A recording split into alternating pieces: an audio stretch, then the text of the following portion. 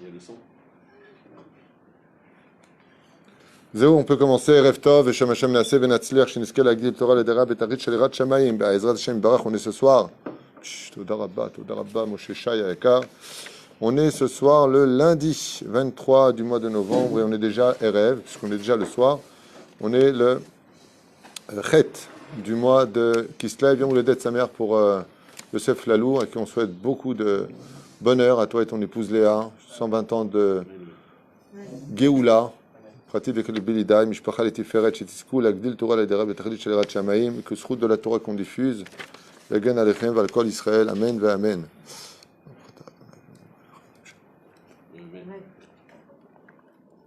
Je fais exprès de ne pas dire la bracha à haute voix pour ne pas que, en différé, les gens disent amen à la bracha qui serait amen yetoma.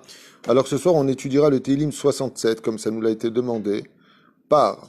Juste un instant, il faut que je m'organise aussi de mon côté. Par Michael Dahan, pour la Refoua Shlema de son fils Daniel Eliaou, Bezrat Hashem, Ben Michael. Et pour toute Bezrat Hashem, une bonne alia, lui et toute sa famille. Be'atzlacha rabba bechol maaseh adav, Bezrat Hashem, sheizke, v'yatzliach, bechol asher yifneh, Bezrat Hashem barach. Alors sans plus tarder, le Tehillim 67 est un Tehillim sur les 150 Tehillim qui est complètement différent des autres. Je ne veux pas dire que c'est le meilleur Tehillim, car chaque Tehillim a sa spécificité. Chaque Tehillim, les mettre. Un des Tehillim les plus recommandés, c'est le Tehillim 121, qui est Shir Lama Alot, qui démarre ces 15 marches du Beth Amikdash. Pour faire remonter de tous les malheurs, il est très important de lire, par exemple, le Tehillim de 120 jusqu'à 135, qui sont les 15 Shir Amaalot, qui a composé le roi David, entre autres. Mais le Tehillim 67 a une grande particularité car il est le Tehillim de l'espoir absolu. Et pourquoi il est le Tehillim de l'espoir absolu? Car la majeure partie des Tehillim qui nous ont été compilés au fur et à mesure des siècles, que ce soit Adam Arishon qui a écrit lui-même le Mizmor Shel Yom HaShabbat, Korach lui-même, et puis d'autres, on ne va pas revenir sur qui a été écrit quoi et quoi a été écrit par qui, mais le roi David les a tous, Kibetz Otam, Beruach Kocho, selon le Ishtaprut HaNefesh, au nom de Rabbi Nachman, il est marqué là-bas que David Amelech Alav Shalom, Beruach Kocho, par le biais du roi HaKodesh, il les a écrits. Quand il a écrit le Tehillim 67, il a écrit un Tehillim spécial qui a une particularité, c'est qu'il représente enfin la finalité de la guerre de Gog ou Magog, du dévoilement du Mashiach et de la reconnaissance des nations du monde sur l'entité du Dieu unique, Dieu d'Israël, Torah d'Israël, reconnaissance de la nation d'Israël, où toutes les nations du monde viennent remercier Hachem. Et c'est pour ça que ce Tehillim est le Tehillim qui commence par gagner. Comment on dit gagner en hébreu? Menatseach. Et donc, l'amnatseach, c'est vers la direction, pas simplement de provenance du même, mais l'amnatseach. Vous allez me dire, oui, il y en a d'autres, mais le contenu de ce Tehillim, on va le faire déjà, on va expliquer d'abord en français qu'est-ce que veut dire ce Tehillim. Donc, l'amnatseach, on a l'habitude de le traduire en français par, au chef des chantres. Moi, j'aime pas du tout le français pour traduire les trucs en hébreu, mais en réalité, le mot lamnatseach veut dire le gagnant, le champion, celui qui gagne la bataille.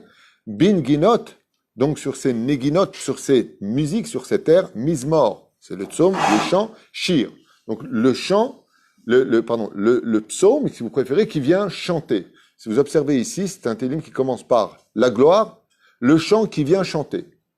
Et vous savez que plus on chante dans ce monde, plus on est heureux dans ce monde, plus une personne est souriante dans ce monde, et plus il amène la Géoula. Ça veut dire que beaucoup de mitzvot sont, on va dire, provocateurs de la Géoula, mais rien ne dépasse le sourire sur un visage. Il n'y a pas plus que ça. C'est-à-dire que une personne, Baruch Hashem, j'ai remarqué que quand on va bien, hein, on ne parle pas l'hébreu, on chante l'hébreu. Comment ça va? Baruch Hashem. Ça démontre un rasra, tu vois, c'est un Baruch Hashem de Tchabéa, ça. Voilà. Mais par contre, comment ça va? Baruch Hashem, on sursaute, on est Sameach. Et ici, Mizmor, Shir, et avant Binginot, et avant Lamnatseach, qui veut dire au chef des chantres, hein, sur les Neginot, sur les airs, sur le Mizmor, qui vient du mot Zamar, Zmirot, qui veut dire les chants, Shir, qui veut dire aussi le chant. En d'autres termes, le roi David nous fait comprendre que quand il y aura la Géoula finale, comme je vous l'ai déjà expliqué dans d'autres shiurim, on ne sera plus capable de parler sans chanter. Chez Nehemar, Az yemale sichok pinu ul sholenu rina. Mais ça veut dire sholenu rina. Notre langue chantera. Quand tu auras le Mashiach, ça va être sympa, tu vois. Oh, comment ça va? On chante, on pourra pas parler normalement. Pourquoi? Tellement la joie sera sur nos 248 membres, et ce Téhilim-là représente le summum de la joie. C'est pour cela que c'est le Téhilim qui est représenté par la Ménorah. Et d'après pourquoi la Ménorah? Parce que si je devais symboliser avec le doigt un sourire, comment vous feriez avec le sourire? Comme ça, Nachon. Et si je vais dans la profondeur du sourire, dans les 7 forces spirituelles, je fais un à l'intérieur de l'autre. La Ménorah, c'est un grand sourire qui s'emboîte par un autre petit sourire à l'intérieur, et un jusqu'au centre. Nachon? On sourit à l'intérieur de ce Téhilim, et l'ominastam, parce que ce Téhilim-là, dit le Zohar Kadosh, est capable, quand on le lit dans la forme de la Ménorah, c'est pour ça que c'est très dommage, je vous dis franchement, que dans les Beth Knessiot, on ne prenne pas notre temps, et y compris à Ohel Moshe ici, je le reconnais, de faire ce Téhilim dans la Ménorah. Si vous savez combien de secrets on va étudier, celui qui a le mérite de lire le Chida, le Ben Ishra, le Zohar HaKadosh, Rabbi Chaim Palaji, tous les plus grands de ce monde, Kama Omrim Lanu, combien ils nous disent, prends ton temps de faire tous les matins le Téhilim 67 dans la Ménorah. Comment? Tu suis l'ordre. Tu suis l'ordre. Tu suis l'ordre. Tu suis l'ordre. Pourquoi c'est si important de suivre cet ordre-là? Eh bien, tout simplement parce qu'il cache en lui des secrets extraordinaires dont la branche du centre est la plus importante, composée de 49 lettres, qui correspond aussi aux 49 mots de ce Téhilim. Il y a 49 mots à l'intérieur, qui représentent les 12 tribus qui sont composées de 49 lettres. Et le plus marrant de tout, c'est que quand je prends donc ce Téhilim-là, 67, vous savez que le tétragramme, le nom de Dieu, se divise en 4 niveaux différents. Dans la Kabbale, il y a 4 façons de lire le nom de Dieu. Le tétragramme, qui est le nom le plus puissant de Dieu. Et ce nom-là s'appelle Shem Av, c'est-à-dire quand je l'appelle Shem de Yudin, je ne vais pas rentrer dans les détails puis Kabbalah, mais le nom le plus puissant de Dieu, c'est 72. Ensuite 63.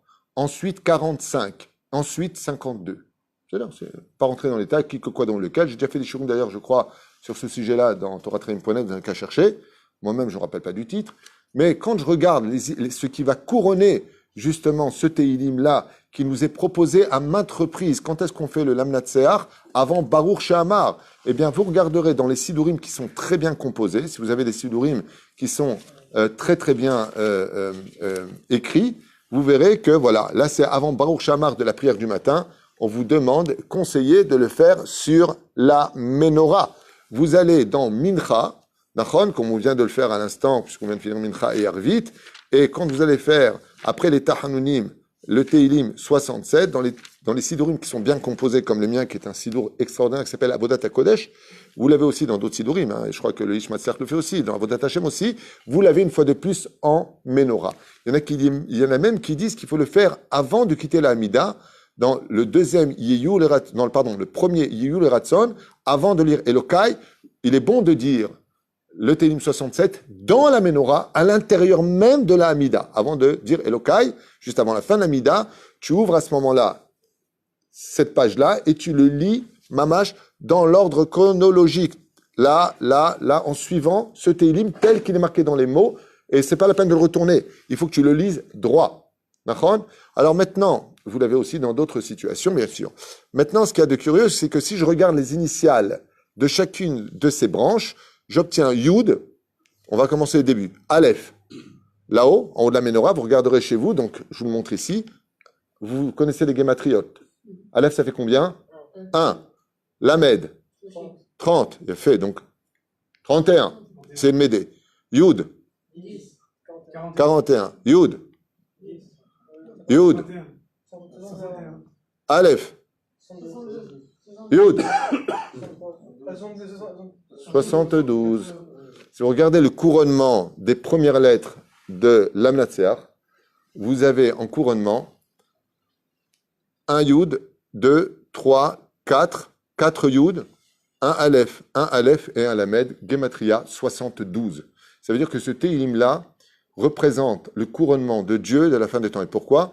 Eh bien, tout simplement parce que les nations du monde vont reconnaître Yud Kevavke, ils vont reconnaître le Shem Havaya Baruchu, d'où les mots employés ici. Donc je vous le lis avant de vous expliquer quelques secrets sur ce Teilim pour ceux que ça intéresse. Elohim, donc on a l'habitude de le traduire par, en français, Dieu.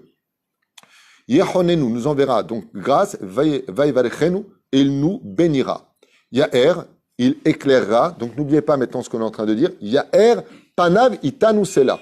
Dieu nous, en d'autres termes, nous éclairera sa face sur nous, c'est là à jamais. Ça veut dire quoi? Vous avez compris que ce télim-là nous renverra, en fin de compte, le sourire qu'on a été capable de donner. Vous ne pouvez pas savoir combien de dire le matin à votre famille, même si vous avez quelqu'un qui est un peu kick comme ça dans la famille, d'avoir toujours un visage bienveillant, souriant. Tu peux très bien dire à ton frère, si tu es fâché avec lui, « Oh, moi, ton frère t'a dit que je vais te tuer tout à l'heure parce que je suis énervé, mais être sympathique. » Il y a air. À la fin des temps, quand tout sera fini, à Kadosh Baruch Hu, il y a air panav. Dieu nous montrera un visage. Vous avez marqué dans la Torah que quand Dieu Kivyachol se fâche, c'est marqué « Je détournerai ma face ». Mais quand il est face à nous, Dieu, il est Yaher. La Da'at, pour faire connaître Ba'aret, sur la terre, Darkecha, ta voix, Bechol, chez tous, Goïm, les peuples, Yeshuatecha. On a l'habitude de traduire ton salut en français, Yeshuatecha, c'est-à-dire ta gloire, ta délivrance. Yoducha, tiens donc, et ils te loueront, Amim, les peuples, Elohim, qui, Dieu, Yoducha Otpam, ils te vénéreront, te loueront, Amim Kulam. Et là, on a un chidouche. C'est qu'on peut avoir des peuples prosélytes, mais là, on parle donc de la fin des temps, où il n'y aura pas, même en Amazone, dans les contrées les plus lointaines, un goy qui ne connaîtra pas le peuple d'Israël, le Dieu d'Israël, la Torah d'Israël, le dévoilement de Dieu. La vérité sera absolue sur terre, et c'est le chidouche, Yoducha Amim Kulam. Chose qu'on a pu découvrir au fur et à mesure des nations. Par exemple, à l'époque du roi Salomon, une grande partie des nations du monde adhéraient au judaïsme, mais pas toutes. C'est-à-dire, Ismehu, elles seront heureuses. Viranenu, nous chanteront des chants d'allégresse, les Oumim. Qui? Les nations. Waouh! Les nations du monde, quand viendra la fin des temps et le dévoilement du Melech HaMashiach, nous est marqué ici, eh bien, se mettront tous à chanter vraiment en l'honneur de Dieu. Et cette préparation a démarré par une étincelle qui est vous savez que les goïms ont pris 2 mots hébreux qui sont mis dans leur prière. Dans le christianisme, par exemple, le mot Amen est un mot hébreu et le mot Alléluia. D'accord, vous avez marqué Alléluia. Alléluia veut dire louons Dieu en hébreu. Ça, c'est de l'hébreu, hein, dans le cas où c'est pas tibétain, les mecs, c'est de l'hébreu. Donc, Viranenu, Ranen, Ranen, Ranen, Mazé Ranen, ils chanteront les Omim, qui tishpotamim, car tu les jugeras. On parle vraiment donc la fin des temps. Qui? Amim, Mishor, les peuples, Mishor, avec droiture. Ul Umim, et les nations, sur la terre, Ba'ares, Tanhem, tu dirigeras à jamais. Ce n'est pas simplement le Teilim qui concerne les Juifs, c'est le Teilim qui dévoile le peuple d'Israël dans le shalom le plus absolu, le respect des nations du monde, qui viendront tous chanter en l'honneur de Dieu. Yoducha Amim, ça répète, hein. Et les nations du monde te loueront Dieu. Yoducha Amim Kulam. Et on répète le verset qu'on a dit avant. Pourquoi? Parce que ça va se passer apparemment en 2 temps. Dévoilement du Mashiach, dévoilement de Dieu. C'est-à-dire dévoilement du Melech HaMashiach, où les nations du monde déjà font le premier pas, et d'un coup, pourquoi on a besoin de cette lame gilette, double lame? Pourquoi on a besoin de ça? Parce que pour annoncer Dieu, si le Mashiach ne nous prépare pas, on ne peut pas supporter l'émanation divine. Donc il y aura, Vatimala Resde Hashem, le moment où le ciel et la terre seront remplis de la connaissance de Dieu. Et pour cet effet-là, on a vu que nous, en tant que peuple d'Israël, quand on est remonté des 49 portes d'impureté de l'Égypte jusqu'au Har Sinaï pour recevoir la Torah, Dieu nous a donné 2 commandements, ça nous a tués. On n'a pas pu supporter. Nos âmes ont eu tellement honte d'entendre la voix de Dieu, tellement on a eu honte de réaliser de qui était Dieu qu'on est mort. Jusqu'à ce que Moshe ait dit, Dieu, arrête, c'est moi qui prends la suite. Nachon? C'est pour ça que le mot Torah Tziva Lanu Moshe Moracha, qu'est-ce que nous a donné Moshe? La Torah. Nachon? Torah, ça fait combien en Gematria? On n'a pas le temps. 611. Ben, il manque 2 mitzvot. Donc, qu'est-ce que nous a donné Moshe? La Torah. 611 mitzvot, parce que les 2 premiers commandements, c'est Dieu qui les a donnés. La reine, Torah Tzivalanu Moshe. Moshe Tzivalanu ma Torah. Torah 611. Chaser Shtaim. C'est-à-dire, Moshe ne nous a pas donné les 2 premiers commandements. C'est pour ça d'ailleurs qu'il s'est servi de cet argument, d'ailleurs je fais une parenthèse de l'étude, pour sauver la faute du veau d'or. Qu'est-ce qu'il a fait à Kadosh Baruch Hu? Il lui a dit, ton peuple a fauté. Il lui a dit, mais non, mais non, mais non. Tu peux pas dire qu'il a fauté. Il dit, ouais, prouve-le. Il dit, tu sais, mecs, ils sont morts quand tu as dit, je suis l'Éternel ton Dieu, vous n'aurez pas d'autre Dieu sur ma face. Tu as vu qu'ils sont morts. Oui. Donc c'est à partir du 3e commandement seulement qu'ils ont pu entendre. Donc tu peux pas les accuser d'avoir fait le veau d'or en pleine connaissance de cause. Ils ne savaient pas que tu étais un Dieu qui dévorait, qui était jaloux. Donc tu peux pas les punir pour le veau d'or.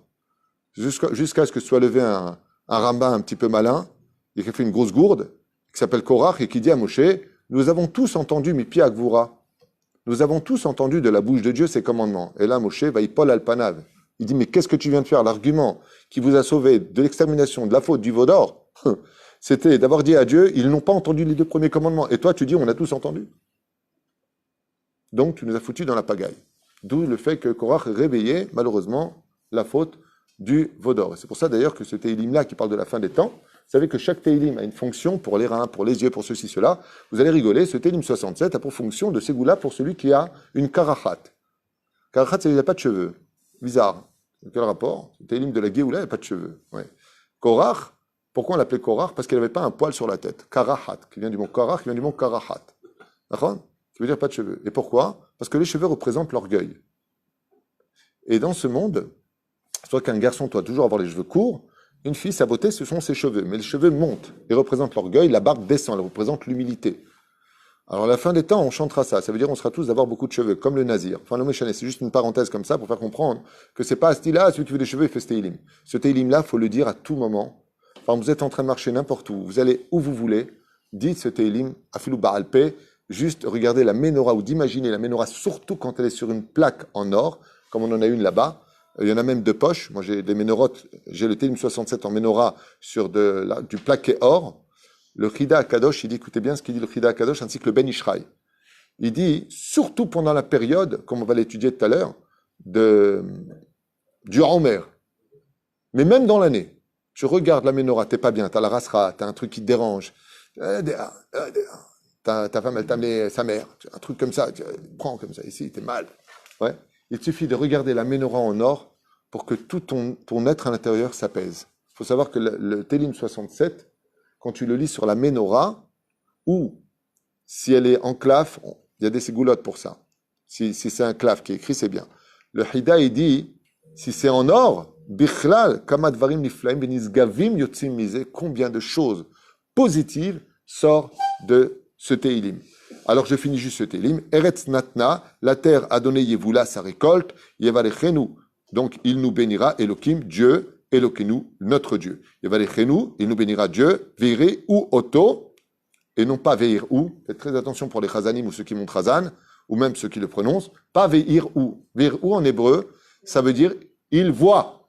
C'est pas marqué il voit. Vaire ou, ira, ils craindront, c'est un Jvana, c'est un cheval qui se prononce. La voyelle se prononce E.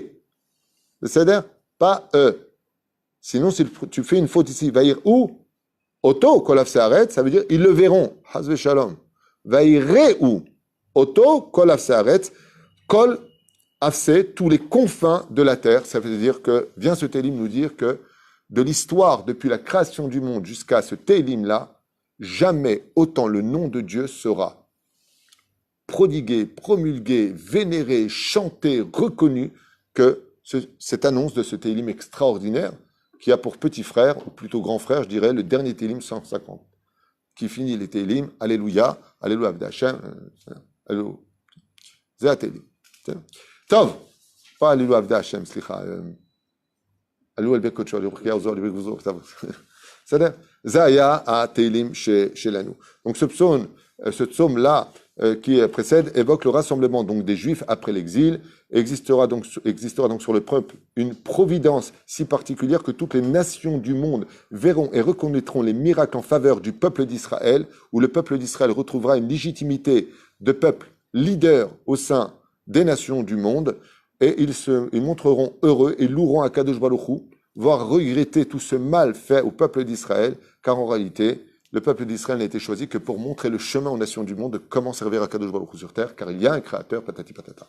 Voilà ce que nous livre ce Teilim. Maintenant, heureux celui qui peut l'avoir sur un claf. Donc ce Teilim que vous avez ici a énormément de choses à dire qui prendraient des heures. On ne va pas s'attarder non plus trop longtemps. On va juste voir un petit peu ensemble ce que nous dit le Zohar HaKadosh. Avant Baruch She'amar, il est placé parce que ce Teilim est capable de faire recevoir nos prières. C'est le Teilim non pas de l'espoir, mais de l'apogée de l'espoir. Ça veut dire qu'il vient après la guerre. On est dans l'Amnatseach. C'est le Teilim de la gloire. Celui qui gagne, c'est ses ennemis et qui vivra la Géoula. C'est un Teilim qui a pour but à l'homme de faire. Écoutez bien ce que vous allez entendre. Ce que je vous donne maintenant, ce sont des références que j'ai étudiées il y a déjà pas mal de temps. Ce Teilim a pour Ségoula de donner de la réussite sur tous les chemins, que ce soit dans le domaine de la maladie, pour réussir sa alia, dans les affaires professionnelles, pour trouver un zivoug. Pour tout sujet dans ce monde, ce Teilim est au rendez-vous. Donc on voit que au niveau des Sgulot, il est marqué pour celui qui n'a pas de cheveux. Mais au niveau de la Kabbale, Bichlal, ce Teilim-là, Yeshbo Akol, il est composé de 8 psukim, il y a donc 8 versets qu'a écrit donc le roi David, Shetiken Oto, Betsurat à Menorah. Pasuk Rishon, Rak Ptichat Teilim, donc le premier vient simplement ouvrir en annonçant le chant, et les 7 autres versets viennent contre les 7 jours de la semaine. C'est pour ça qu'il est représenté dans la Menorah, qui représente dimanche, lundi, mardi. Ensuite, Shabbat, mercredi, jeudi, vendredi. Pourquoi? Parce qu'on a l'habitude de dire fin de semaine, Shabbat.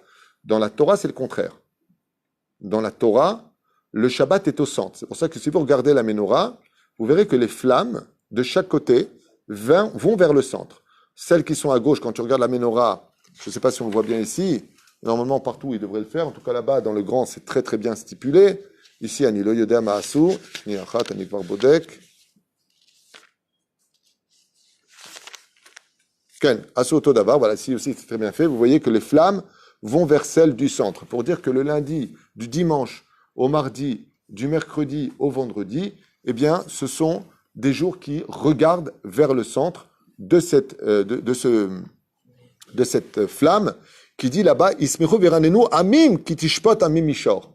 Car Akadosh viendra juger les nations dans la joie et viendra créer la rectitude chez eux. Quel est donc le jour qui est capable de faire Teshuvah, pas simplement d'apporter la Géoula pour nous, mais de faire reconnaître aux nations sa légitimité en tant que peuple? C'est le Shabbat. Voilà. Ce qui fait que la grande différence, comme je l'ai déjà expliqué dans un cours qui s'appelle la carte d'identité du juif, ce qui fait vraiment de nous des juifs accomplis, juif c'est notre maman qui est juive, vous le savez tous, mais un juif accompli, c'est le Shabbat. Ça veut dire que, à quoi ça ressemble? C'est comme un Israélien, il se fait arrêter par la police. Monsieur, donnez-moi vos papiers. D'accord? Ou Garbaret, mais il n'a pas de papier. Alors on vérifie sa provenance. Un juif qui n'est pas Shomer Shabbat, c'est un juif qui a perdu sa carte d'identité. Ça veut dire qu'il n'est plus juif, mais ça veut dire qu'il ne peut pas justifier qu'il est juif. C'est pour ça que la halakha a fixé que si le juif, il est Mehalel Shabbat Befaresia, par exemple, il prend sa voiture dans un lieu public, on va dire ça comme ça aujourd'hui, eh bien, il est indigne de Goy Gamour. Ça veut dire, on ne peut pas lui donner à faire le kidouche avec du vin qui n'est pas mebouchal, Shlobaya. C'est-à-dire, sauf s'il est indigne chez Tinokotchenishbou, c'est encore un autre sujet. Mais il faut savoir qu'il peut perdre son intensité de juif parce qu'il n'est pas malheureusement Shomer Shabbat. Ça veut pas dire qu'il est mauvais. Moi aussi, j'étais pas Shomer Shabbat. S'il y a des gens qui ne sont pas encore Shomer Shabbat, faire juste Teshuvah. C'est-à-dire, c'est pas un drame de ne pas l'avoir été, c'est un drame de savoir qu'on est juif, qui a Shabbat et de ne pas l'être. Ça, c'est un drame. Et donc, il faut se prévenir de cela. Mais on voit ici que ils viendront chanter les nations du monde parce que Dieu leur montrera la justice et viendra les rendre droits. Grâce à quel jour? C'est celui du Shabbat Kodesh. C'est-à-dire que si on veut que les nations du monde s'arrangent vis-à-vis de nous, il faut qu'on nous on soit plus Shomer Shabbat. Et être Shomer Shabbat, c'est quoi? Pourquoi nous a été donné Shabbat? Pour chanter. Mizmor, Shir, Leyom à Shabbat. Le Shabbat, dans le cas où le mec il dit tiens, mais à quoi ça sert Shabbat? C'est le jour du chant pour Dieu. C'est quand la Géoula viendra, si vous posez un jour les questions pourquoi il y a tellement de créations qui ont été créées au-delà de nous et en dessous de nous, tout simplement pour chanter en l'honneur de Dieu. Dieu a créé le monde pour qu'on chante pour lui. Il fait ce qu'il veut, c'est son monde. Si vous voulez qu'on chante pour vous, créez un monde. La reine de Sheva Psukim, Yeshnam, donc on a dit 49 mots, va Pasuk, Aem Tsayi, Acharon, Yechulim, Yeshva, Bezrat Hashem, 49 lettres. 49 M, Keneged, Yamim, alors c'est 49 jours, on a expliqué qu'ils correspondent aux 49 lettres qui composent les 12 tribus Quand vous prenez Reuven, Shimon, Lévi, Yehuda, Issachar, Derech, Zvouloun, et ceux de Zilpa, ceux de Bila, et ainsi de suite, avec exactement 40... Hein? Bidiouk, Chazak Obarour. Exactement. Les 49 jours qu'on a ici, c'est les 49 jours du Yemé Haomer, mi Pesar V'ad Atzeret. Donc, vous voyez bien ici qu'il y a 49 mots. Au centre, il y a 49 lettres. Pourquoi? Parce que ça correspond aux 49 jours où, de Pessah jusqu'à l'arrivée du don de la Torah, nous sommes un peu dans le désespoir puisque nous sommes dans une période de deuil. C'est quand même curieux parce que les élèves de Rabbi Akiva sont morts à cette période. Comme le dit la Gemara dans les Vamot, sa mère bête, qu'ils ne se sont pas respectés Zélazé, ils ne se sont pas honorés. Donc, il est impératif de comprendre que la Géoula ne viendra que quand on commencera à avoir du respect les uns pour les autres. Avoir du respect ne veut pas dire être d'accord avec l'autre. Mais ne pas être d'accord avec l'autre ne te donne pas le droit de manquer de respect. Je sais pas si vous comprenez ce que je viens de dire, mais c'est à l'envers. C'est tellement évident. Sinon, on devient des animaux. Tov. ולכן, זה מה שאומרים פה. והחידה כותב, יש לומר את התהילים בצורת המנורה, בעלתה זהב, וכן יופיעו על פניו. Alors le Chida, carrément, j'ai trouvé une référence de lui qui dit que celui qui lit le Teilim, non pas sur un parchemin, mais sur un tasse, c'est-à-dire une plaquette en plaqué or, eh bien son visage plaira à tous ceux qui rencontreront la journée. En d'autres termes, tu veux faire tchouva à quelqu'un, tu lis le Teilim, Mikol Alev, dit le Chida, on ne parle pas de n'importe qui, on parle de Chida, Rabbi Yosef David Azoulay, qui a vécu 7 ans en Tunisie, parce que c'est là-bas qu'il a explosé. Okay. Après, il a vécu à Livourne, en Italie, et son corps a été ramené d'ailleurs par le Rav Mordechai Eliyahu, ici en Eretz Israël, Baruch Hashem, à Oram Nuchot. Pour ceux qui veulent savoir. Eh bien, c'est comme si que Akadosh Baruch Hu lui met sur son visage de la grâce, pas de la graisse, de la grâce. C'est-à-dire, la Shon Chachamim du Ben Ishraï, lui, il dit Akore Oto Betsurat Amenora. Tout celui qui lit ce Teilim 67 en forme de Menorah, mot par mot, sans avaler les lettres, avec amour et en chantant ce Teilim, Iske le'atzlacha bechol asher ifne. Il réussira tout ce qu'il entreprendra, dans tout ce qu'il entreprendra mamash. Particulièrement quand Ba'asara Yemet Teshuva. Et surtout pendant la période entre Rosh Hashanah et Kippour, ce Teilim est capable de relever ton mazal à un degré tel que tu ne peux même pas l'imaginer, dit le Ben Ishraï, Rabbi Yosef Chaim. Là-bas, il flamme. Vous dire à quel point on a intérêt de le dire. Malheureusement, nous, voiture de course. Normalement, on devrait le lire, mamash, avec le doigt, dans la menorah, velikro auto, ershu, leat, mamash, juste pour le dire. Il y en a qui disent que celui qui lui lit, Mikol Alev, à la menorah, comme par exemple Adon Olam, il y a plein de choses qui font monter la prière. Rabbi Nachman, il dit, donner la tzedaka avant de prier, fait monter la prière.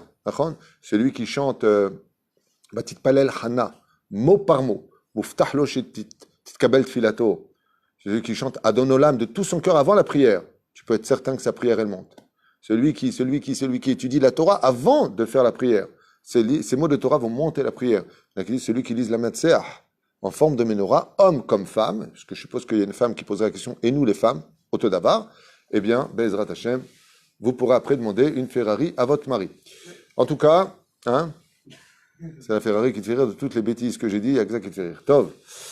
Afilu yevekesh, me Hashem itbarach bakasha achat, v'yanalo be'ezrat Hashem. Le Ben Ishraï nous dit, si tu as des choses à demander à Dieu, d'abord, lis ce Teilim dans la menorah et ensuite fais ta demande à Dieu.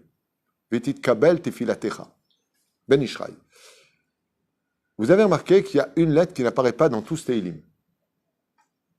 Il y a une lettre qu'on ne trouve nulle part dans l'Amlatzar Bingenon Mizmorshir Elohim Yocholenu Valechenu Ya'er Panam Vitanu Sela La Da'at Baraz Darkecha Bechol Goyim Shatcha Yodochamim Elohim Yodochamim Kulam Ismechu Viranenu Lomim Kitishpat Amim Shar Olom Verasen Chaim Sela Yodochamim Elohim Yodochamim Kulam Eretz Natena Yevula Yevalechenu Elohim Elohenu Yevalechenu Lepeire ou Oto Kolafse Aretz. Quelle lettre on n'a pas entendu du tout? Non, le Kouf. Je dis que le Kouf. Tu te moques. Le Kouf. Lama, puisque tu te l'as ramené et que tu penses que tu connais, dis-moi pourquoi. C'est fait. Tu pensais à cette lettre, une fois que je l'ai dit. Chazak.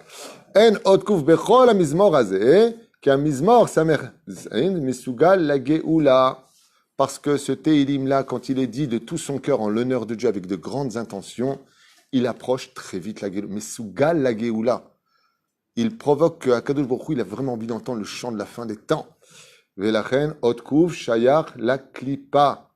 Et parce que la lettre Kouf, c'est la lettre qui représente dans le monde kabbalistique la Klipa. Et comme il n'y aura plus de Klipot quand viendra le Mashiach, la lettre Kouf n'a pas sa place dans ce Téhilim. Par exemple, pourquoi Dieu a commencé la Torah par la lettre Bet? Parce qu'elle est la première lettre du mot Beracha. Et le Aleph, ah non, c'est la première lettre du mot Arour, maudit.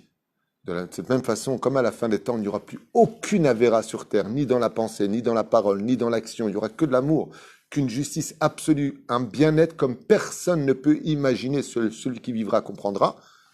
Eh bien, la lettre Kouf, qui représente le mot Klipa, Nachon, eh bien, ne peut pas trouver sa place, même en tant que première lettre du mot Klipa. La reine a télimade kulo zach naki mikol psul shel shemetz avera. Il n'y a rien du tout, même pas une petite poussière qu'on pourrait trouver dans cet élim, contrairement à, par exemple, Shir lama alotesa ena elarim, vers où je vais lever mes yeux. C'est-à-dire, j'attends un espoir. Ce élim, il est après l'espoir. C'est la gloire, l'amnatseach. J'ai gagné. C'est là.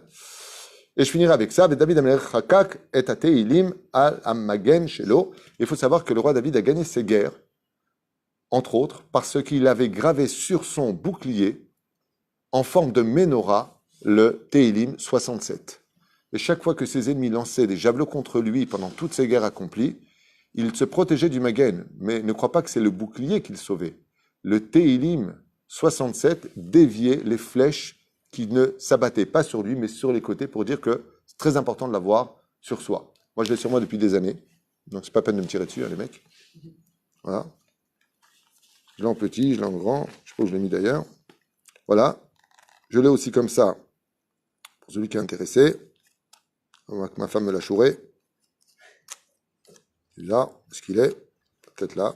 Il doit être là. Voilà. Ça fait juste 25 ans que je l'ai, donc il est un peu pourri, je vous dis franchement, surtout qu'il n'est pas couvert. Surtout à Ashdod, il y a beaucoup d'humidité. Voilà, je l'ai. Ah, c'est dur à enlever. Attendez un instant. Je vais vous montrer, c'est très important. Vous pouvez le trouver aussi chez des gens qui vendent des antiquités, enfin, des livrets Gdoucha. Voilà.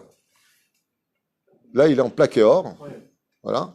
Derrière la Magen David, Alpi Kabbalah. Et là, vous avez la Menorah. C'est du plaqué or 24 carats. Et on les vend. Eh ouais. Pas pour le business, hein. Pour enflouer les caisses. On les vend avec le plastique. Mais c'est très important d'en avoir un sur soi. Moi, ça fait 25 ans, il est dans un sale état, toujours à l'ail. Lama, même quand une personne, par exemple, l'Omar Gishtov, fait ça être beau des doutes, prends ce télim en tasse, comme ça, et tu regardes. C'est pour ça que j'en ai apporté un grand ici, vous voyez, en plaqueur 24 carats là-haut, en haut de la porte. Chez Tov, l'Istakel Bézé, Kalvachoyon Bespirat à Homer, qui remonte le mazal de l'homme et qui est capable de rapporter la Géoula, l'Ikrat, en l'honneur du Matan Torah, c'est-à-dire de la fête de Shavuot. Mais David Amelech, Chakak et Téhilim Azeh à la Magen, il a gravé le Téhilim 67 en forme de menorah sur son bouclier, Leachnia et Taoivim. Écoutez bien le chidouche de nos Chachamim, qui disent que non seulement le roi David n'était pas atteint par les javelots, les flèches et les projectiles des ennemis, mais plus que ça encore, quand il leur présentait son bouclier avec la menorah, Ayamachnia et Taoivim, les ennemis baissaient la tête.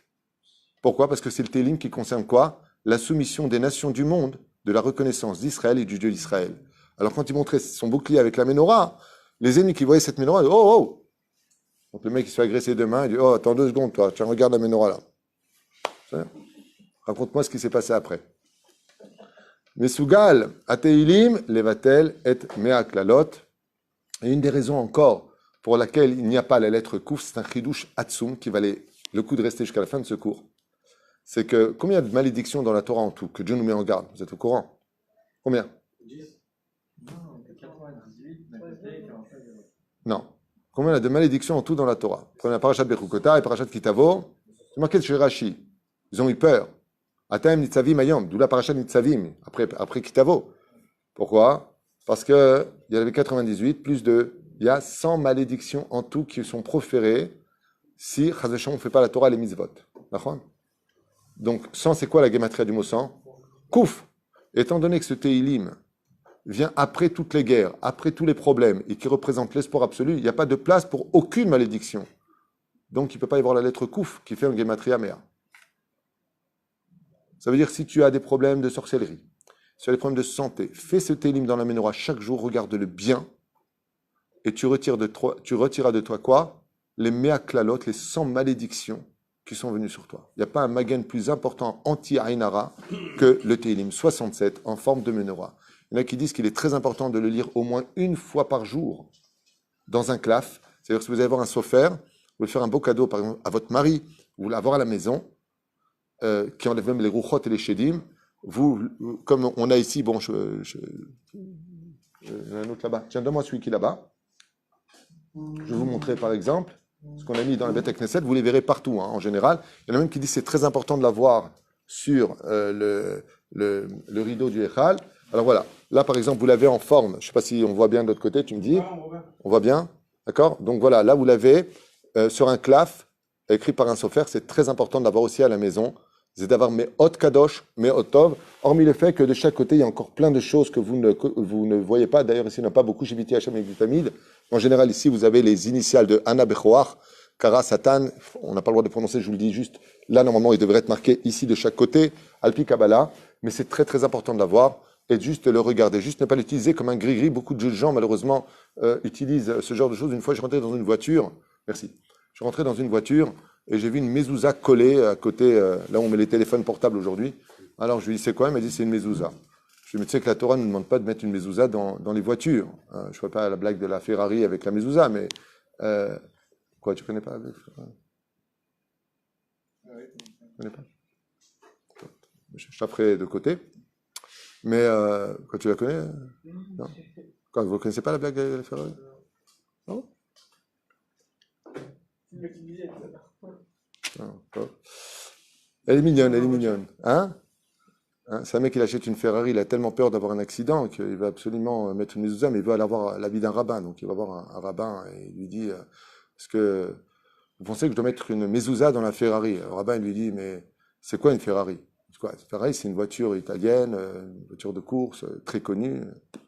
Le rabbin il dit non. Il y a les boules, donc il va voir un réformiste et il lui dit est-ce que.